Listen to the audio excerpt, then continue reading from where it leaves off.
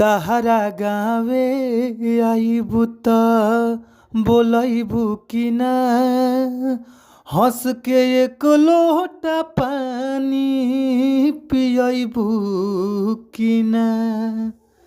तहरा गावे आइबू त बोलैबू कि ना, हंस के एक लोटा पानी पियबू कि ना।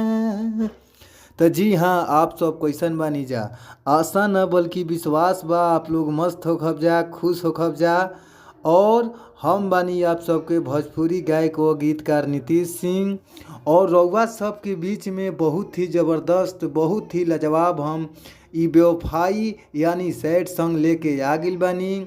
अगर रउआ सब अच्छा माइटर खोजतानी, अच्छा माइटर आप लोग के बीच में नइखे मिल पावत, तो आप लोग हमारी यूट्यूब चैनल के सब्सक्राइब कर ली, जौना यूट्यूब चैनल के नाम बाटे भोजपुरी संगीत लिरिक्स।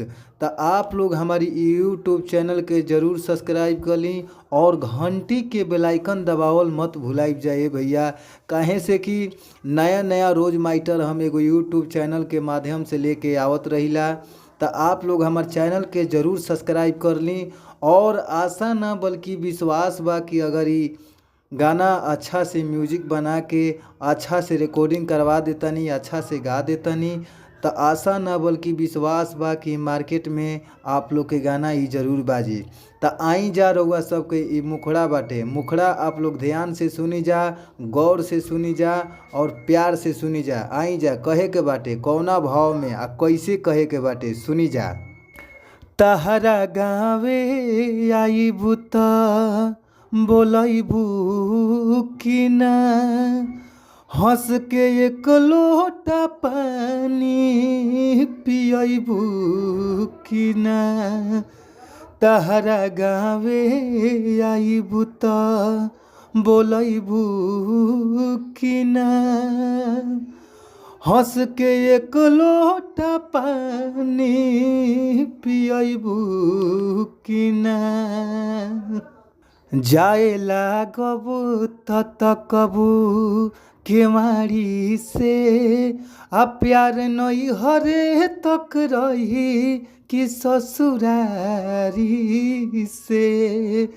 प्यार नई हरे तक रही कि ससुरारी से। क्रिया खा के कह ईमानदारी से, क्रिया खा के कह ईमानदारी से। प्यार नई हरे तक रही कि ससुरारी से। प्यार नई हरे तक रही कि ससुरारी से। तो आप लोग एकरा का अच्छा से गाई जा। और आशा न बल्कि विश्वास बा कि गाना गाइब जा तो अच्छा ज़रूर लागी। अगर रउआ सब ये अच्छा माइटर खोजतनी तो आप लोग ये हमार गाना रउआ सब लेहल चाहतनी तो हमारी नंबर पर संपर्क करी। स्क्रीन पर नंबर बा, जवन कि आप लोग हमार नंबर नोट कर ली जा। हमार मोबाइल नंबर बाटे 98 350 77 203।